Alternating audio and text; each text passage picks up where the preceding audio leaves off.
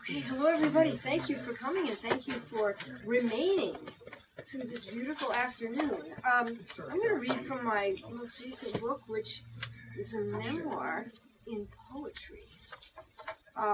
It's a memoir in poetry. I wrote a memoir in poetry partly because I'm still nervous about confronting the memoir in prose, but this is a story I would have had to have written in poetry anyway, because in prose memoir you have to go into more detail and more background, and I really have got to protect the guilty.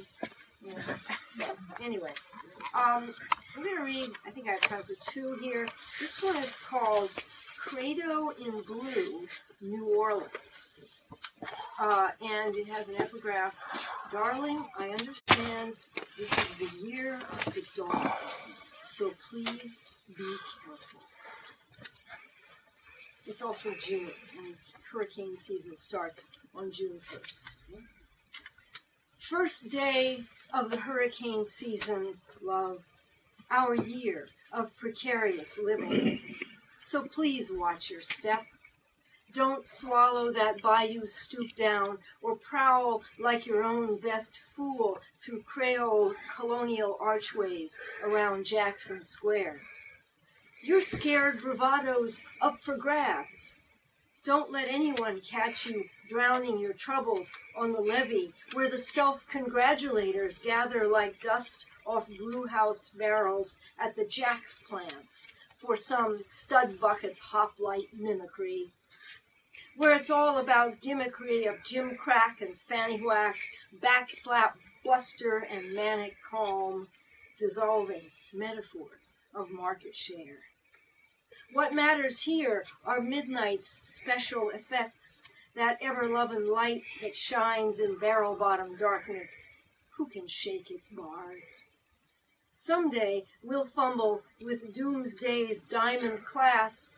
Why try to hustle it? Even if our choices make themselves, we've aided and abetted risk and fast action for which the heart holds the stopwatch. No one can usurp refulgent nights the mockingbird warbled all moon's arc long, mirroring its own music in every trill. The way we catch ourselves off guard in the same silhouette of listening, a different bird in each beveled segment of reflection. Where some other lover stares back at us from window panes slick with rain shadow. What to do then with the other half of our heartbeat, late storm's vernal under rumble, that hell-bent rhythm's ritual rant? What does Frankie say to Johnny as she points the revolver through the transom? Gratuitous blues, our back door's slant of woman shadow. All over the city, women whose dials tick toward empty, women who haven't slept in days. Nobody likes to be found out, but whose crepuscular sleight of hand could coddle us. The bed where we enter each other and move apart in blood lore's wordless flux. Not some bogus rapture or patched-up aftermath. Not some heart's division stealing a homeless plea. Ours is the real simulacrum, a Bacchus of betrayers, the spleen's beads clicking across algorithmic strings, the way unhappy lovers spread their theories of grievance over a palimpsest of grief.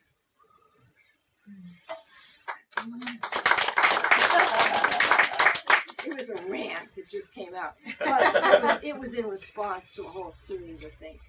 And I'm going to read another one that I've never read before, that, and maybe somebody will know, because I wrote this one. It's called Syllabics, Dancing to Death. Now, syllabics means it's written in a number of syllables per line, and if I remember correctly, this one is 11 syllables. 11 syllables in some lines and 9 in others. So, but that was a kind of it was a means to control the language and get me to tighten up in some places and loosen up in others. But I'm wondering, this was about a book that I had been reading that had belonged to this man I was leading. The whole memoir is about an interracial relationship. And the woman in it, the speaker, is leaving now. She's packing to leave, and she packs this book because she wants to finish reading.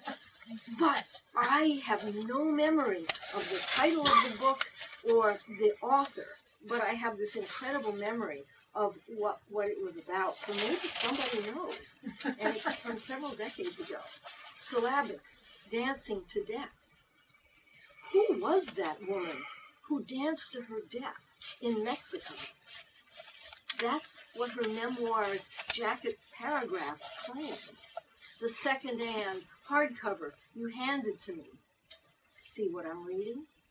As I boxed up my books to leave you. What did we want from her? Darlene, was that her name?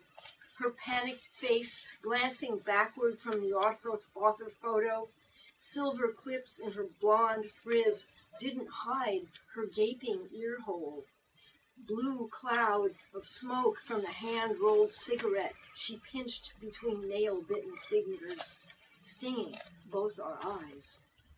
In breaks between taping up boxes, I skimmed her first chapters, then couldn't put her down.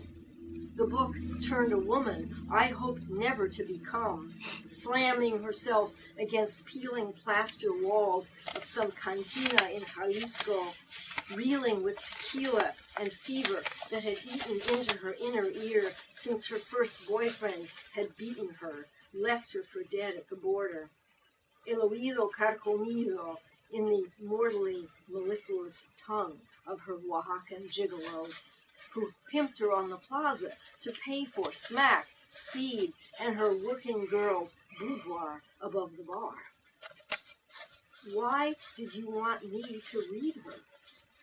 I was losing my own balance, skimming her chapters faster and faster, dancing frantic tangos with her across the pages, losing my own way in that no kind of life she wanted to flee, and I wanted to flee with her. I slipped her into my last carton, hoping you wouldn't miss her. Next day, you stood over me, glowering. Where is she? Which of us were you demanding? I couldn't lie very long.